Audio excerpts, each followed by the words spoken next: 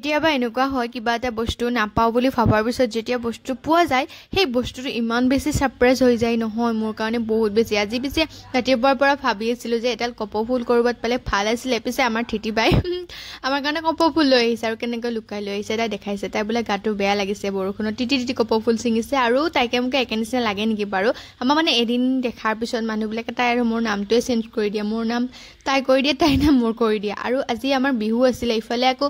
কেকৰো এটা অৰ্ডাৰ আহিছিল অৰ্ডাৰটো ৰাখিব বিচৰা নাছিলোঁ কিন্তু বহুত হেঁপাহেৰে দাদাজনে অৰ্ডাৰটো দিয়াৰ কাৰণে মই ৰাখি দিলোঁ আৰু কেকটো কেনেকুৱা হৈছে দেখিবলৈ আপোনালোকে এটা কমেণ্ট কৰি জনাবচোন কেকটো বহুত জলদি বনাবলগীয়া হৈছে কাৰণ মানে সময় কম ইফালে গাঁৱৰে বিহু তাতেও সময় দিবলগীয়া হৈছে আৰু মায়ো এনেকৈ ঘৰৰ কাৰণে সেইটো কেক বনাওঁতে আকৌ ঘৰৰ কাৰণে এটা বনাব দিলে তাৰপিছত আমি আকৌ আহি গ'লোঁ আমাৰ মানে গোটেই ছোৱালীখিনি আমাৰ